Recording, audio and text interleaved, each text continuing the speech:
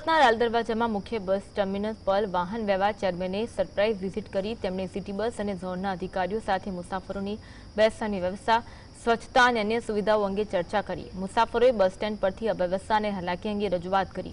Bus stand પર રિક્ષાઓના અનધિકૃત parking અંગે પણ ફરિયાદ મળી, જેને લઈને ચેરમેન ટ્રાફિક વિભાગને રિક્ષા ચાલકો વિરુદ્ધ કડક કાર્યવાહીના આદેશ આપ્યા।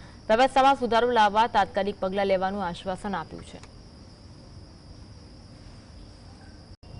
સુરત શહેરનું સૌથી મોટું ગણાતું બસ ટર્મિનલ લાલ દરવાજા ખાતે આવેલું છે અને ત્યાં બસ સ્ટેન્ડ પર બાકડા હોય કે પાણી હોય કે સ્વચ્છતાનો અભાવ જોવા મળી રહ્યો છે અને મુસાફરો દ્વારા ચેરમેનને રજૂઆત કરવામાં આવી હતી।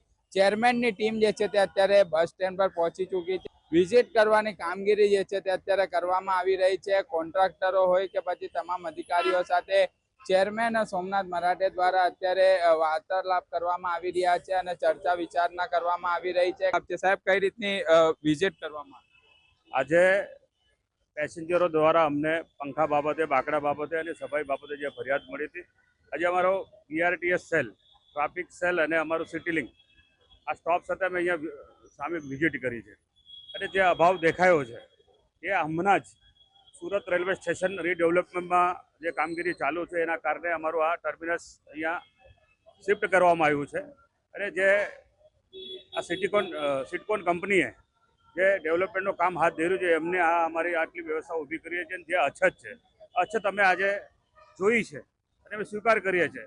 આ પંખા બાકડા આ જે વ્યવસ્થા છે એ અઠવાડિયાની અંદર આ કમ્પ્લીટ થઈ જશે અને જે સફાઈની વાત છે પછી અમારા આરોગ્ય વિભાગના હોય જે અમને સિટી લિંક દ્વારા જેમને આ સફાઈનો કોન્ટ્રાક્ટ આપ્યો છે આ અને અમારા જે સિટી લિંકનો સ્ટાફ છે, અધિકારી છે, એમને બરાબર નામના કકડાવ્યા છે અને હવે તમામ અધિકારી હોય કે કોન્ટ્રાક્ટરોને ઉગાડો લીધો છે અને તાત્કાલિક ધોરણે કામગીરી કરવા માટેના તપાસ આપવામાં આવી છે। સાહિત્ય જગતાપ, GSTV સુરત।